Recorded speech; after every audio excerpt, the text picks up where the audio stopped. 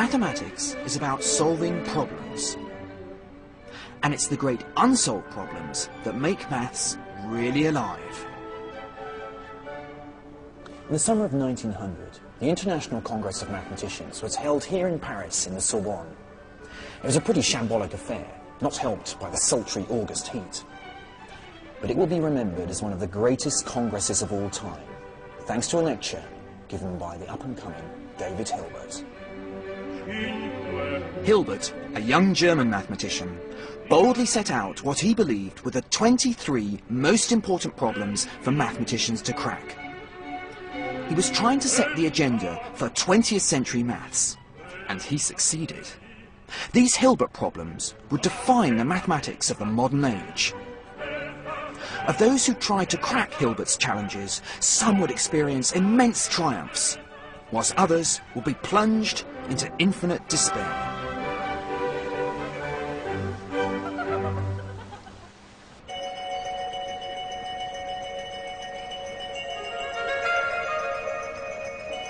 The first problem on Hilbert's list emerged from here, Halle in East Germany.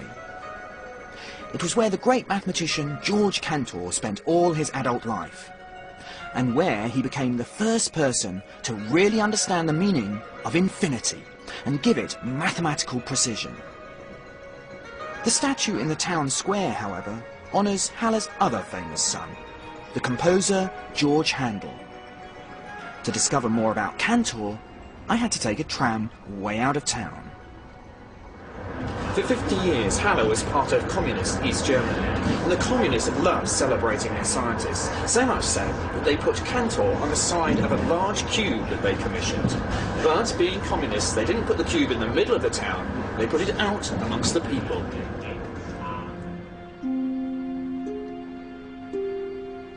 When I eventually found the estate, I started to fear that maybe I got the location wrong. I must say this looks the most unlikely venue for a statue to a mathematician. Excuse me, I'm Frager. Can you help me a bit? Do you speak English? No. No. Ich suche eine Würfel. Ein Würfel, yeah. Is that right? A Würfel, a cube? Yeah, like that? Mit ein Abbindung der Mathematiker? Yeah, go around there. Die Name ist Cantor? Somewhere over here. Oh, there it is! It's actually much bigger than I thought it was going to be. I thought it was going to be something like this sort of size. Aha! Here we are, on the dark side of the cube. Here's the man himself, Cantor. Cantor's one of my big heroes, actually. I think if I had to choose some theorems that I wish I'd proved, I think the couple that Cantor proves would be up there in my top 10. And this is because, before Cantor, no one had really understood infinity. It was a tricky, slippery concept that didn't really seem to go anywhere. But Cantor showed that infinity could be perfectly understandable. Indeed, there wasn't just one infinity, but infinitely many infinities. First, Cantor took the numbers 1, 2, 3, 4, and so on. Then he thought about comparing them with a much smaller set, something like 10, 20, 30, 40. What he showed is that these two infinite sets of numbers actually have the same size, because we can pair them up, 1 with 10, 2 with 20, 3 with 30, and so on. So these are the same sizes of infinity. But what about the fractions?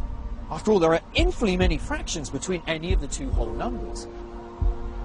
So surely the infinity of fractions is much bigger than the infinity of whole numbers.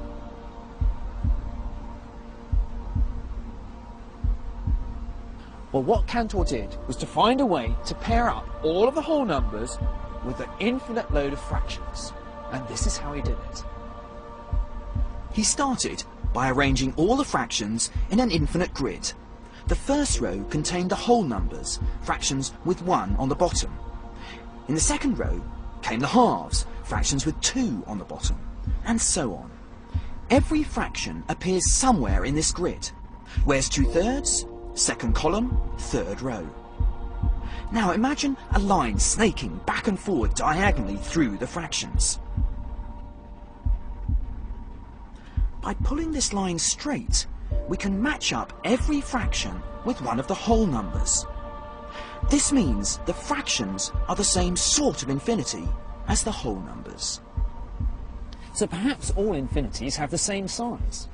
Well, here comes the really exciting bit, because Cantor now considers the set of all infinite decimal numbers. And here he proves that they give us a bigger infinity, because however you try to list all the infinite decimals, Cantor produced a clever argument to show how to construct a new decimal number that was missing from your list. Suddenly, the idea of infinity opens up. There are different infinities, some bigger than others. It's a really exciting moment. For me, this is like the first humans understanding how to count things. But now we're counting in a different way. We're counting infinities. A door has opened and an entirely new mathematics lay before us. But it never helped Cantor much. I was in the cemetery in Halle where he's buried, and where I'd arranged to meet Professor Joe Dorban. He was keen to make the connections between Cantor's maths and his life. He suffered from manic depression. One of the first big breakdowns he has is in 1884. Right. But then around the turn of the century, these recurrences of the mental illness become more and more frequent. A lot of people have tried to make out that his mental illness was somehow triggered by the incredible abstract mathematics that he was dealing with. Well, he was certainly struggling, so there may have been a connection. Yeah, I mean, I must say, you know, when you start to contemplate the infinite, you know, I mean, I'm pretty happy with sort of the bottom end of the infinite. But as you kind of build it up more and more, I must say I start to feel unnerved by quite what's going on here and where is it going. For much of Cantor's life, the only place it was going was here, the university's sanatorium. There was no treatment then for manic depression, or indeed for the paranoia that often accompanied Cantor's attacks. Yet the clinic was a good place to be, comfortable, quiet and peaceful. And Cantor often found his time here gave him the mental strength to resume his exploration of the infinite. Other mathematicians would be bothered by the paradoxes that Cantor's work had created. Curiously, this was the one thing Cantor was not worried by. He was never as upset about the paradoxes of the infinite as everybody else was.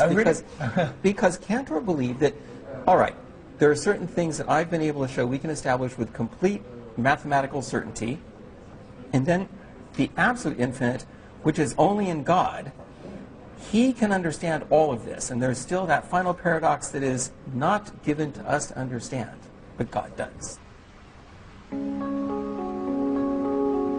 But there was one problem that Cantor couldn't leave in the hands of the Almighty, a problem he wrestled with for the rest of his life. It became known as the continuum hypothesis. Is there an infinity sitting between the smaller infinity of all the whole numbers and the larger infinity of the decimals? Cantor's work didn't go down well with many of his contemporaries, but there was one mathematician from France who spoke up for him, arguing that Cantor's new mathematics of infinity was beautiful, if pathological. Fortunately, this mathematician was the most famous and respected mathematician of his day. When Bertrand Russell was asked by a French politician who he thought the greatest man France had produced, he replied without hesitation, Poincaré. The politician expressed surprise that he'd chosen the Prime Minister, Raymond Poincaré, above the likes of Napoleon, Balzac. Russell replied, I don't mean Raymond Poincaré, but his cousin, the mathematician, Henri Poincaré. Henri Poincaré spent most of his life in Paris, a city that he loved, even with its uncertain climate. In the last decades of the 19th century, Paris was a centre for world mathematics, and Poincaré became its leading light. Algebra, geometry, analysis, he was good at everything.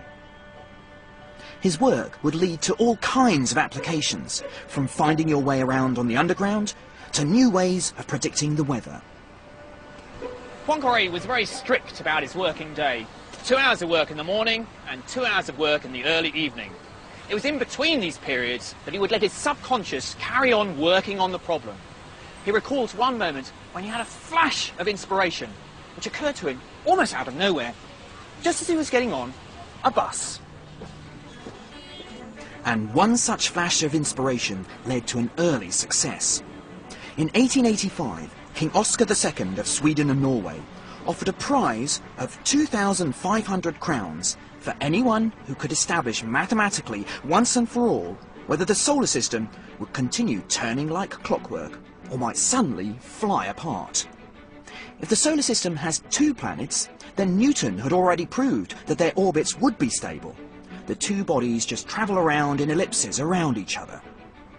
But as soon as you add three bodies like the Earth, Moon and Sun, the question of whether their orbits were stable or not stumped even the great Newton. The problem is that now you have some 18 different variables, like the exact coordinates of each body and their velocity in each direction, so the equations become very difficult to solve. But Poincaré made significant headway in sorting them out. Poincaré simplified the problem by making successive approximations to the orbits, which he believed wouldn't affect the final outcome significantly. Although he couldn't solve the problem in its entirety, his ideas were sophisticated enough to win him the prize. He developed this great sort of arsenal of techniques, mathematical techniques, which, in order to try and solve it. And in fact, the prize that he won was essentially really more for the techniques than for solving the problem. But when Poincaré's paper was being prepared for publication by the King's scientific advisor, Matematiğin, one of the editors found a problem. Poincaré realised that he'd made a mistake. Contrary to what he'd originally thought, even a small change in the initial conditions could end up producing vastly different orbits. His simplification just didn't work. But the result was even more important. The orbits Poincaré had discovered indirectly led to what we now know as chaos theory. Understanding the mathematical rules of chaos explain why a butterfly's wings could create tiny changes in the atmosphere that ultimately might cause a tornado or a hurricane to appear on the other side of the world. So this big subject of the 20th century, chaos, actually came out of a mistake that Poincaré only spotted at the last minute. And so the essay had actually been published in its original form and was ready to go out. I mean, in fact, Matematiğin had sent copies out to various people, and it was to his horror when Poincaré wrote to him and said, stop, Oh my gosh, this is every mathematician's worst nightmare. Yeah, absolutely, pull it. Yes, hold the presses. Absolutely. So in a way, it kind of worked. Owning up to his mistake, if anything, enhanced Poincaré's reputation. He continued to produce a wide range of original work throughout his life. Not just specialist stuff either. He also wrote popular books extolling the importance of maths. Here we go, there's a section on the future of mathematics, which starts, if we wish to foresee the future of mathematics, our proper course is to study the history and present the condition of the science. So I think Poincaré might well have approved of my journey to uncover the story of maths. He certainly would have approved of the next destination, because to discover perhaps Poincaré's most important contribution to modern mathematics, I had to go looking for a bridge. 7 bridges, in fact. The 7 bridges of Königsberg. Today, the city's known as Kaliningrad, a little outpost of Russia on the Baltic Sea, surrounded by Poland and Lithuania. Until 1945, however, when it was ceded to the Soviet Union, it was the great Prussian city of Königsberg. Much of the old town, sadly, has been demolished. There's now no sign at all of 2 of the original 7 bridges, and several have changed out of all recognition. This is one of the original bridges. It may seem like an unlikely setting for the beginning of a mathematical story, but bear with me. It started as an 18th century puzzle. Is there a route around the city which crosses each of these 7 bridges only once? Finding the solution is much more difficult than it looks.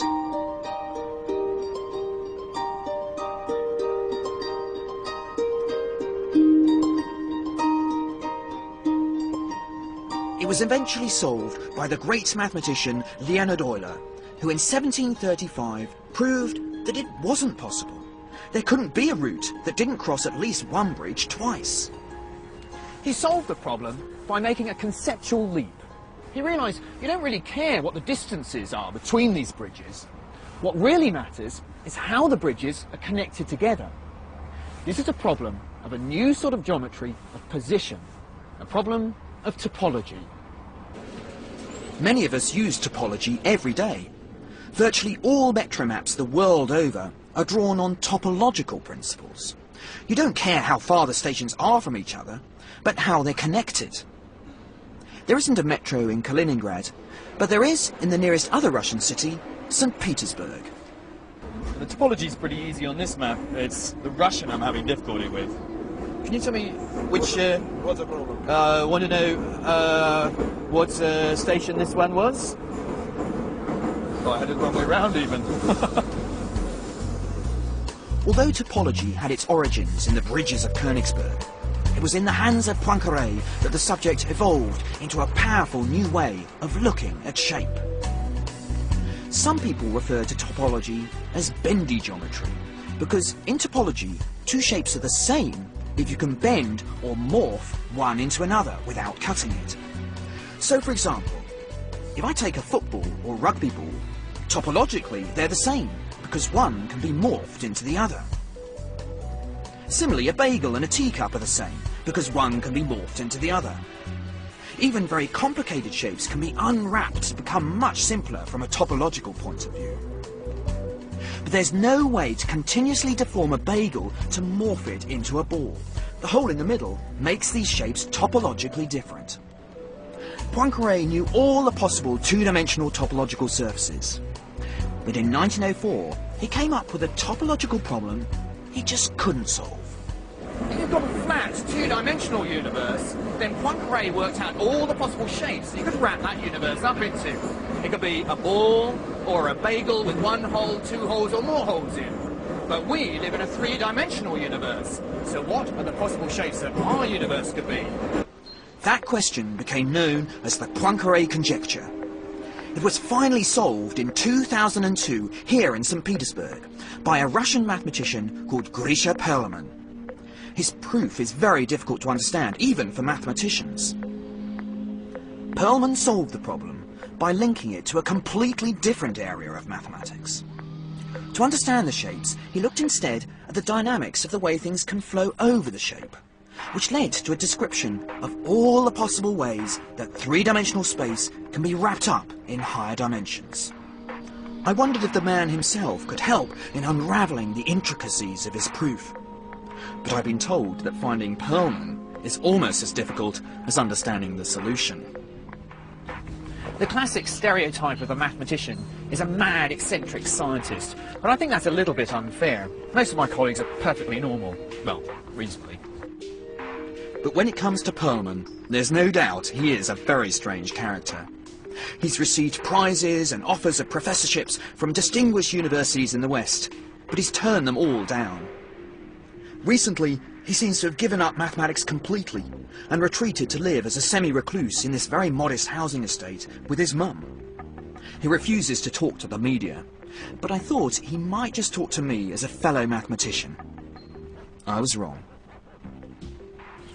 Well, it's interesting. I think he's actually turned off his buzzer. Probably too many media have actually been buzzing it, and I tried a neighbour. That one rang, but his doesn't ring at all. In some sense, I think that it's his papers, his mathematics, which speaks for itself in a way. I don't really need to meet the mathematician. And in this age of big brother and big money, I think there's something rather noble about the fact that he gets his kick out of proving theorems and not winning prizes. One mathematician would certainly have applauded. For solving any of his 23 problems, David Hilbert offered no prize or reward beyond the admiration of other mathematicians. When he sketched out the problems in Paris in 1900, Hilbert himself was already a mathematical star. And it was in Göttingen in northern Germany that he really shone. He was by far the most charismatic mathematician of his age. It's clear that everybody that knew him thought that he was absolutely wonderful. He studied number theory in brought everything together that was there, and then within a year or so he left that completely and revolutionized the theory of integral equations. It's always change and always something new, and there's hardly anybody who is so flexible and so varied in his approach that Hilbert was. His work is still talked about today, and his name has become attached to many mathematical terms. Mathematicians still use the Hilbert space, the Hilbert classification, the Hilbert inequality, and several Hilbert theorems. But it was his early work on equations that marked him out as a mathematician thinking in new ways. Hilbert showed that although there are infinitely many equations, there are ways to divide them up so that they are built out of just a finite set, like a set of building blocks. The most striking element of Hilbert's proof was that he couldn't actually construct this finite set. He just proved it must exist. Somebody criticised this as theology and not mathematics, but really they'd missed the point. What Hilbert was doing here was creating a new style of mathematics, a more abstract approach to the subject. You could still prove something existed, even though you couldn't construct it explicitly. It's like saying, I know there has to be a way to get from Göttingen to St. Petersburg, even though I can't tell you how to actually get there. As well as challenging mathematical orthodoxies, Hilbert was also happy to knock the formal hierarchies that existed in the university system in Germany at the time. Other professors were quite shocked to see Hilbert out bicycling and drinking with his students. He liked very much parties. Yeah? Yes. Party animal? Yes. Well, that's my kind of mathematician. He loved very much dancing with young women. He liked very much to flirt. Really? Most mathematicians I know are not the biggest of flirts. Yet this lifestyle went hand in hand with an absolute commitment to maths. Hilbert was, of course, somebody who thought that everybody who has a mathematical skill, a penguin, a woman, a man, or black, white, or yellow, it doesn't matter. He should do mathematics, right, and yeah. he should be admired. The mathematics speaks for itself, yes, in a way. It doesn't matter. It doesn't matter which when you're a penguin. Yes, if you are a penguin, it's also. Yeah. If you can prove the Riemann hypothesis, we really don't mind whether you're a penguin. Mathematics was for Hilbert a universal language. Yeah, yeah. Hilbert believed that this language was powerful enough to unlock all the truths of mathematics, a belief he expounded in a radio interview he gave on the future of maths on the 8th of September 1930. Für uns gibt es kein Ignorabimus. In it, he had no doubt that all his 23 problems would soon be solved, and that mathematics would finally be put on unshakable logical foundations. There are absolutely no unsolvable problems, he declared, a belief that's been held by mathematicians since the time of the ancient Greeks. He ended with his clarion call: we must know, we will know. Wir müssen wissen, wir werden wissen. Unfortunately for him, the very day before, in a scientific lecture that was not considered worthy of broadcast, another mathematician would shatter Hilbert's dream and put uncertainty at the heart of mathematics. The man responsible for destroying Hilbert's belief was an Austrian mathematician, Kurt Gödel.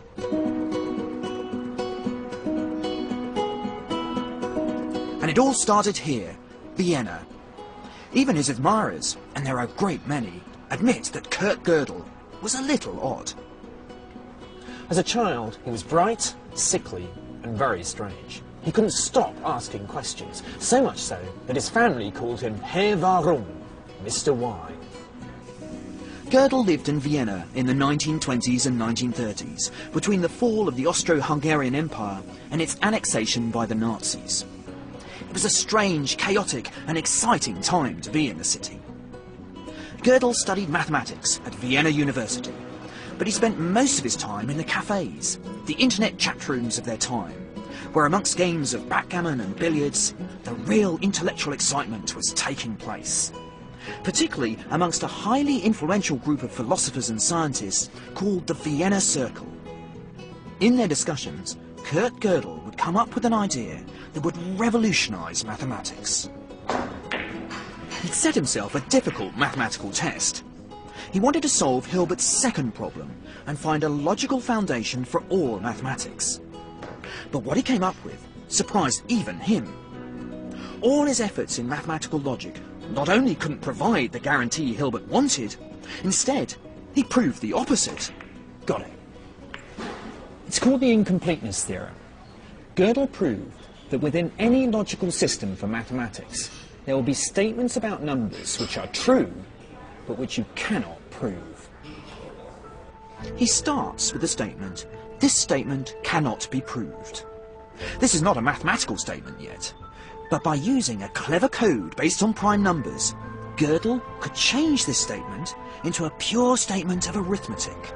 Now, such statements must either be true or false. Hold on to your logical hats as we explore the possibilities. If the statement is false, that means the statement could be proved, which means it would be true, and that's a contradiction. So that means the statement must be true. In other words, here is a mathematical statement that is true, but can't be proved. Miles. Gödel's proof led to a crisis in mathematics. What if the problem you're working on, the Goldbach conjecture, say, or the Riemann hypothesis, would turn out to be true but unprovable? It led to a crisis for Gödel too. In the autumn of 1934, he suffered the first of what became a series of breakdowns and spent time in a sanatorium.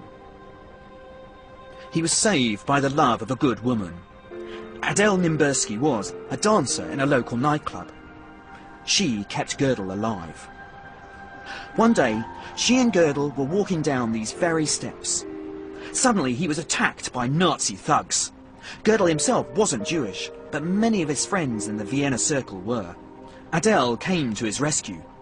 But it was only a temporary reprieve for Gödel, and for maths. All across Austria and Germany, mathematics was about to die.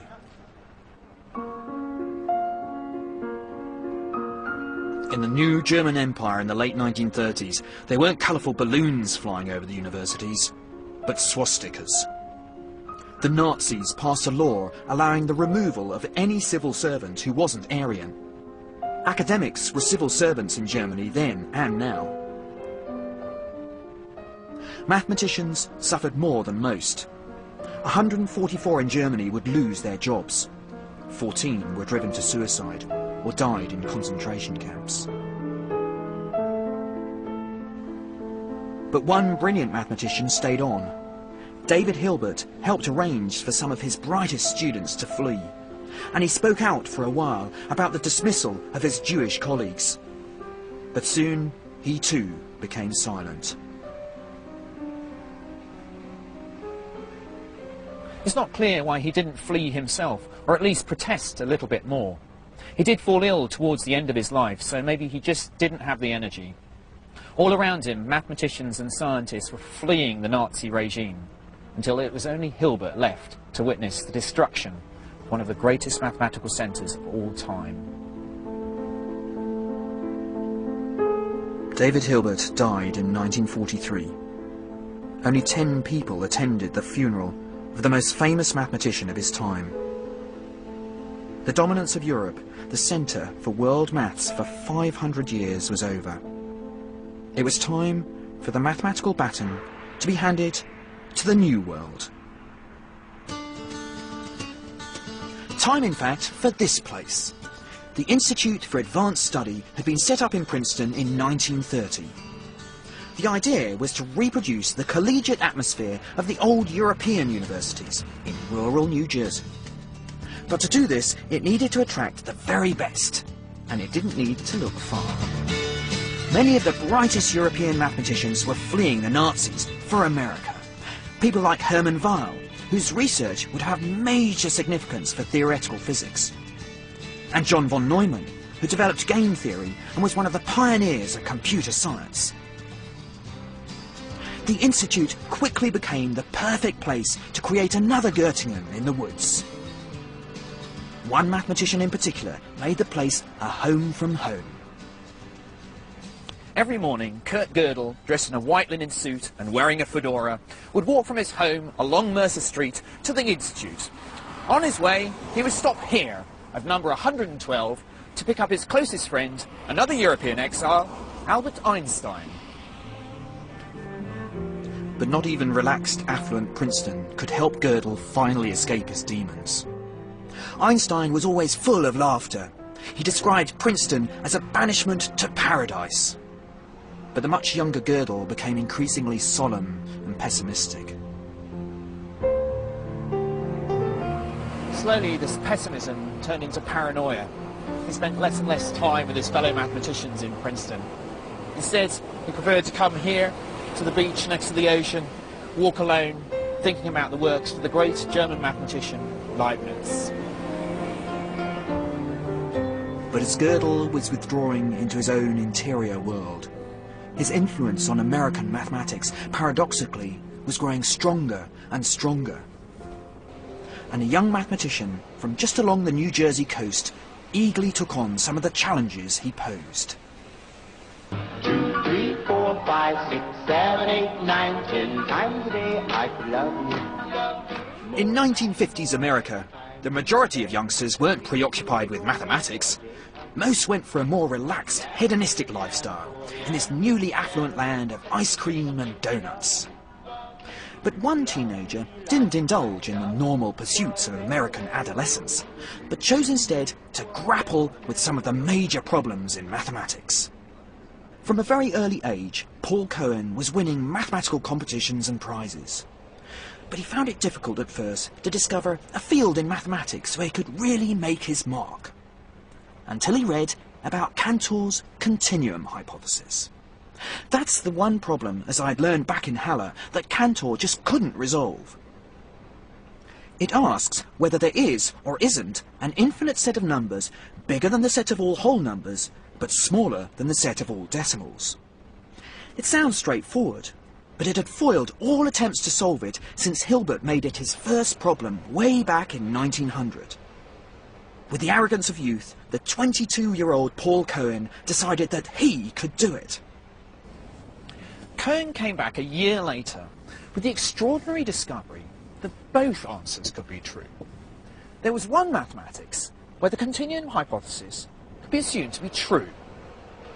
There wasn't a set between the whole numbers and the infinite decimals. But there was an equally consistent mathematics where the continuum hypothesis could be assumed to be false. Here, there was a set between the whole numbers and the infinite decimals. It was an incredibly daring solution. Cohen's proofs seemed true, but his method was so new that nobody was absolutely sure. There was only one person whose opinion everybody trusted. There was a lot of skepticism, and he had to make a trip here to the Institute right here to visit Gödel, and it was only after Gödel gave his stamp of approval in quite an unusual way said, give me your paper, and then on Monday he put it back in the boxes saying, yes, it's correct. Then, of course, everything changed. Today, mathematicians insert a statement that says whether the result depends on the continuum hypothesis. We've built up two different mathematical worlds, in which one answer is yes, and the other is no. Paul Cohen really has rocked the mathematical universe. It gave him fame, riches, and prizes galore. He didn't publish much after his early success in the 60s. But he was absolutely dynamite. I can't imagine anyone better to learn from. And he was very eager to learn, to teach you anything he knew, or even things he didn't know. With the confidence that came from solving Hilbert's first problem, Cohen settled down in the mid-1960s to have a go at the most important Hilbert problem of them all, the eighth, the Riemann hypothesis. When he died in California in 2007, 40 years later, he was still trying. But like many famous mathematicians before him, Riemann had defeated even him. But his approach has inspired others to make progress towards a proof, including one of his most famous students, Peter Sarnak. I think overall, absolutely, I love the guy. It was my inspiration. I'm really glad I worked with him. He put me on the right track. Paul Cohen is a good example of the success of the great American dream. Second-generation Jewish immigrant becomes top American professor. But I wouldn't say that his mathematics was a particularly American product. Cohen was so fired up by this problem that he probably would have cracked it whatever the surroundings. Paul Cohen had it relatively easy. But another great American mathematician of the 1960s faced a much tougher struggle to make an impact. Not least because she was female. In the story of maths, nearly all the truly great mathematicians have been men. But there have been a few exceptions. There was the Russian Sofia Kovalevskaya, who became the first female professor of mathematics in Stockholm in 1889 and won a very prestigious French mathematical prize. And then Emmy Noether, a talented algebraist who fled from the Nazis to America, but then died before she fully realised her potential. And then there is the woman whom I'm crossing America to find out about, Julia Robinson, the first woman ever to be elected president of the American Mathematical Society.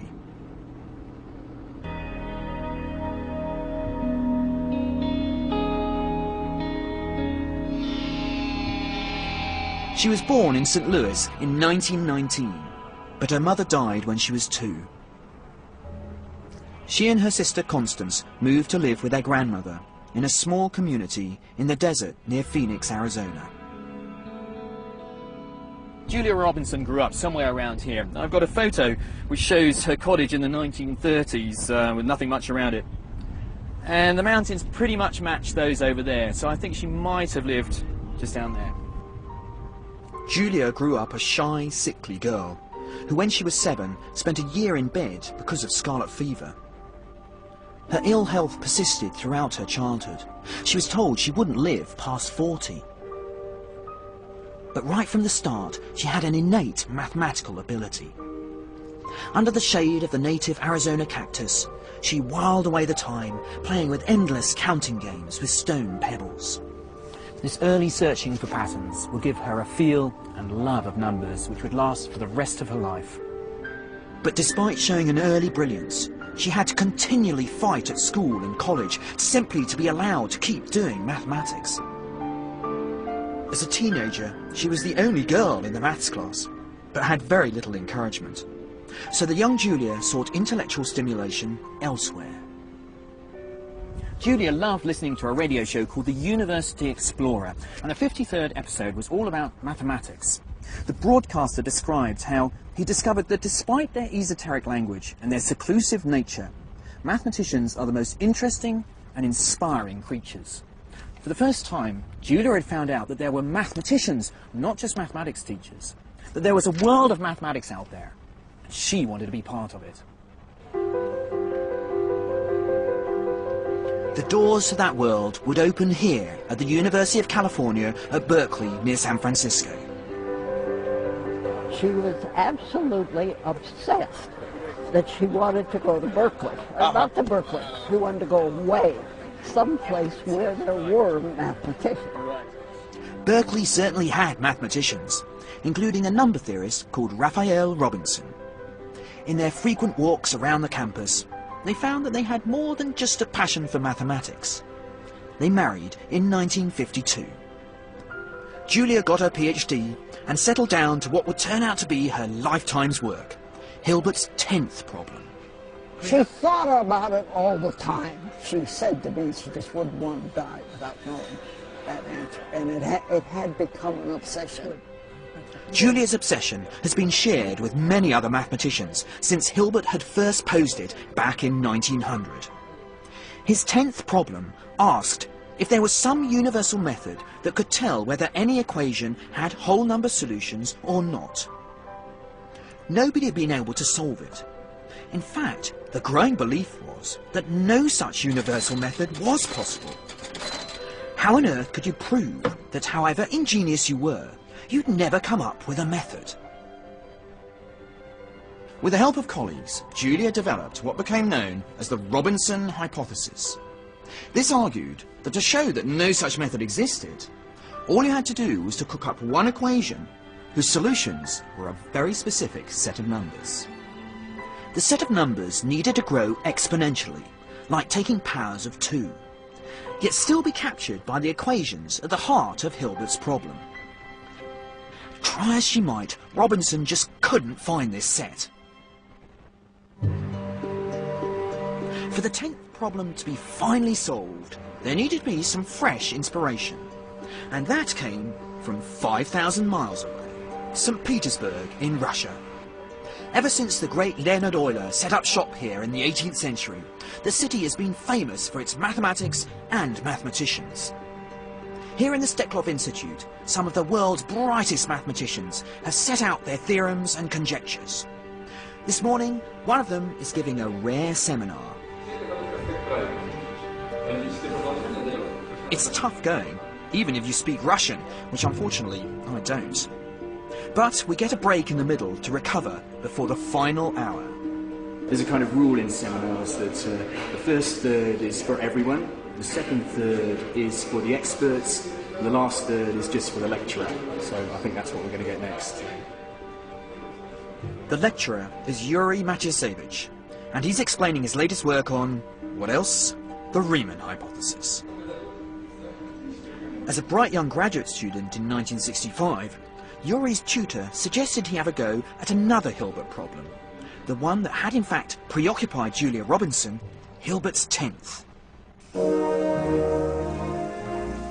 It was the height of the Cold War. Perhaps Matyasevich could succeed for Russia, where Julia and her fellow American mathematicians had failed. At first I did not like the approach. All right. The statement looked to me rather strange, artificial, but after some time I understood that it is quite natural, and then I understood that she had a new brilliant idea, and I just started to further develop in it. And in January 1970, he found the vital last piece in the jigsaw. He saw how to capture the famous Fibonacci sequence of numbers, using the equations that were at the heart of Hilbert's problem. Building on the work of Julia and her colleagues, he'd solved the 10th. He was just 22 years old. The first person he wanted to tell was the woman he owed so much to. And I got no answer. Huh. And I believed they were lost in the mail. It was quite natural because it was Soviet time. But back in California, Julia had heard rumours through the mathematical grapevine that the problem had been solved. And she contacted Yuri herself. She said, I just had to wait for you to grow up to get the answer, because she had started work in 1948. When Yuri was just a baby. And then he responds by thanking her and saying that the credit is as much hers as it is his. I met Julia 1 year later. It was in Bucharest, and I suggested that after the Congress in Bucharest, Julia and her husband Raphael came to see me here in Leningrad. Together, Julia and Yuri worked on several other mathematical problems, until shortly before Julia died in 1985. She was just 55 years old. She was able to find new ways.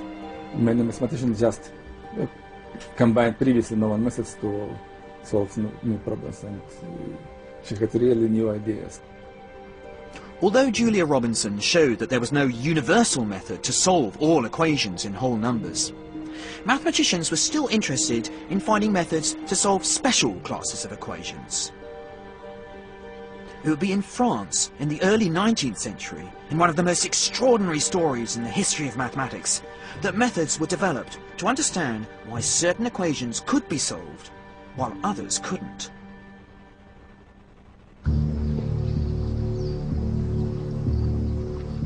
It's early morning in Paris on the 29th of May 1832. Every Galois is about to fight for his very life. It's the reign of the reactionary Bourbon king Charles X. And Galois, like many angry young men in Paris then, is a republican revolutionary. Unlike the rest of his comrades, though, he has another passion: mathematics. He'd just spent 4 months in jail. Then, in a mysterious saga of unrequited love, he's challenged to a duel. He'd been up the whole previous night, refining a new language for mathematics he'd developed. Galois believed that mathematics shouldn't be the study of number and shape, but the study of structure. Perhaps he was still preoccupied with his maths. There was only one shot fired that morning. Galois died the next day, just 20 years old. It was one of mathematics' greatest losses. Only by the beginning of the 20th century would Galois be fully appreciated and his ideas fully realized.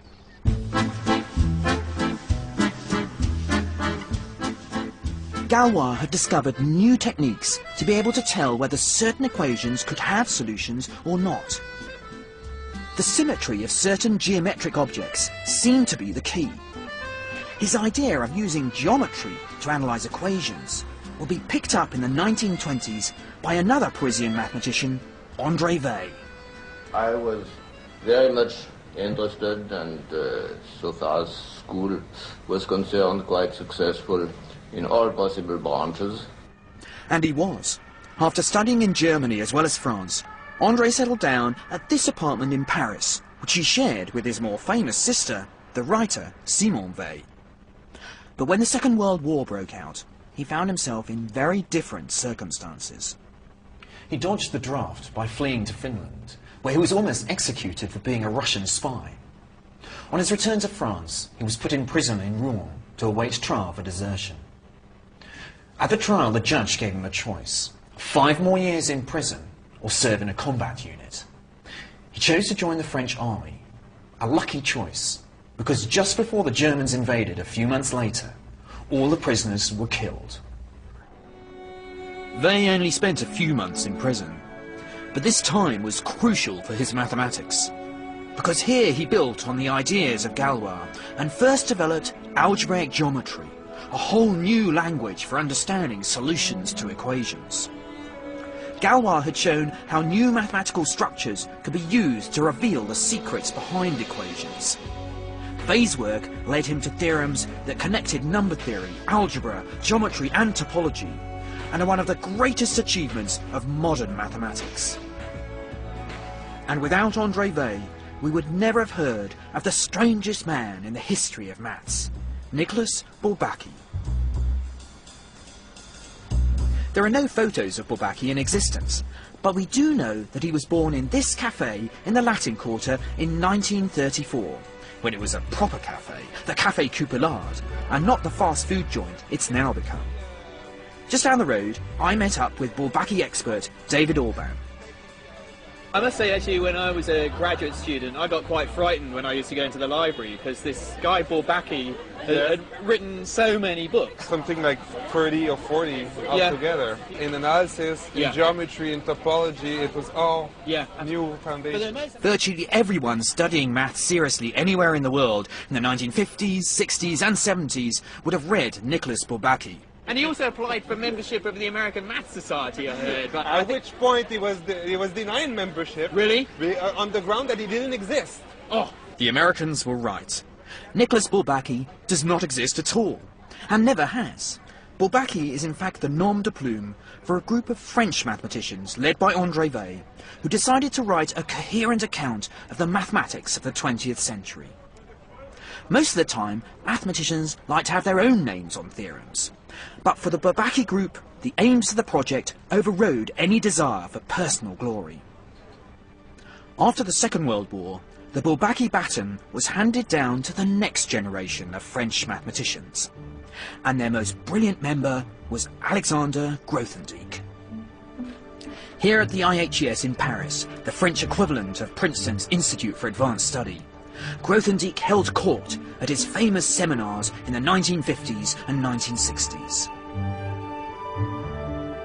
He had this incredible charisma, and he had this amazing ability to see a young person and somehow know what kind of contribution this person can make to this incredible vision he had of how mathematics, so to speak, could be.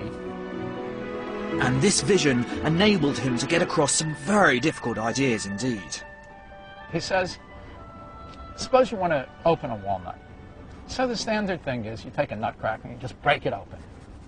And he says his approach is more like you take this walnut and you put it out in the snow, and you leave it there for a few months, and then when you come back to it, it just opens. Grothendieck is a structuralist. What he's interested in are the hidden structures underneath all mathematics. Only when you get down to the very basic architecture and think in very general terms will the patterns in mathematics become clear. Grothendieck produced a new powerful language to see structures in a new way. It was like living in a world of black and white and suddenly having the language to see the world in colour. And it's a language that mathematicians have been using ever since to solve problems in number theory, geometry, even fundamental physics. But in the late 1960s, Grothendieck decided to turn his back on mathematics after he discovered politics. He believed that the threat of nuclear war and the questions of nuclear disarmament were more important than mathematics. And that people who continued to do mathematics rather than confront this threat of nuclear war were doing harm in the world. Grothendieck decided to leave Paris and move back to the south of France where he grew up. Bursts of radical politics followed, and then a nervous breakdown. He moved to the Pyrenees and became a recluse. He's now lost all contact with his old friends and mathematical colleagues. Nevertheless, the legacy of his achievements means that Grothendieck stands alongside Cantor, Gödel and Hilbert as somebody who has transformed the mathematical landscape. He changed the whole subject in a really fundamental way. I mean, it'll never go back. Certainly he's the dominant figure of the 20th century.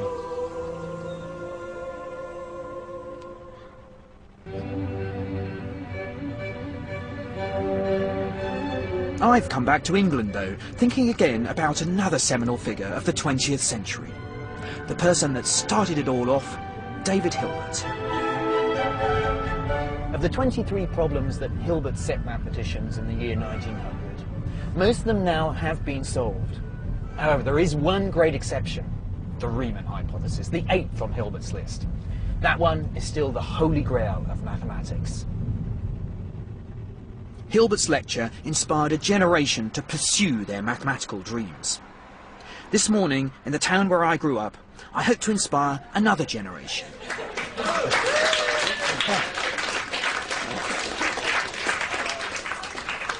Thank you. Well, hello, my name's Marcus de Sotoy, and I'm a professor of mathematics up the road at the University of Oxford. But it was actually in this school here, in fact, this classroom, is where I discovered my love for mathematics. And this love of mathematics that I first acquired here in my old comprehensive school still drives me now. It's a love of solving problems. There are so many problems I could tell them about, but I've chosen my favourite. I think that a mathematician is a pattern searcher, and that's really what mathematicians try and do. We try and understand sort of the patterns and the structure and the logic to explain the way the world around us works. And this is really at the heart of the Riemann hypothesis. The task is there any pattern in these numbers which can help me to say where the next number is going to be? What's the next one after 31? How can I tell? These numbers are, of course, prime numbers, the building blocks of mathematics. The Riemann hypothesis, a conjecture about the distribution of the primes, goes to the very heart of our subject. Why on earth is anybody interested in these primes?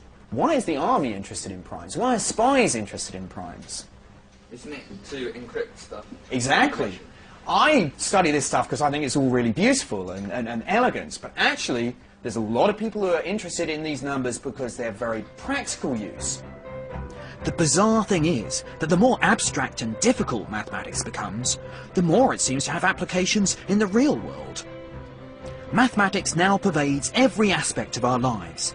Every time we switch on the television, plug in a computer, pay with a credit card, there's now $1 million for anybody who can solve the Riemann hypothesis. But there's more at stake than that.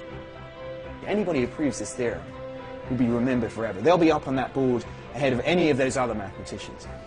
And that's because the Riemann hypothesis is a cornerstone of maths. Thousands of theorems depend on it being true. Very few mathematicians think that it isn't true, but mathematics is about proof, and until we can prove it, there will still be doubt. Maths has grown out of this passion to get rid of doubt. This is what I've learned in my journey through the history of mathematics. Mathematicians like Archimedes and Al-Khwarizmi, Gauss and Grothendieck were driven to understand the precise way numbers and space work. Maths in action, that one. It's beautiful. It's really nice, yeah. Using the language of mathematics, they've told us stories that remain as true today as they were when they were first told. In the Mediterranean, I discovered the origins of geometry. Mathematicians and philosophers flocked to Alexandria, driven by their thirst for knowledge and the pursuit of excellence. In India, I learnt about another discovery that it'd be impossible to imagine modern life without. So here we are, in one of the true holy sites of the mathematical world. Up here are some numbers, and here's the new number. It's 0. In the Middle East, I was amazed at Al-Khwarizmi's invention of algebra. He developed systematic ways to be able to analyse problems so that the solutions would work whatever the numbers you took. In the golden age of mathematics in Europe in the 18th and 19th centuries, I found how maths discovered new ways for analysing bodies in motion, and new geometries that helped us to understand the very strange shape of space. It is with Riemann's work that we finally have the mathematical glasses to be able to explore such worlds of the mind. And now my journey into the abstract world of 20th century mathematics has revealed that maths is the true language the universe is written in, the key to understanding the world around us. Mathematicians aren't motivated by money and material gain, or even by practical applications of their work. For us, it's the glory of solving one of the great unsolved problems that have outwitted previous generations of mathematicians. Hilbert was right. It's the unsolved problems of mathematics which make it a living subject, which obsess each new generation of mathematicians. Despite all the things we've discovered over the last 7 millennia, there are still many things we don't understand. And it's Hilbert's call of we must know, we will know, which drives mathematics. You can learn more about the story of maths with the Open University at open2.net.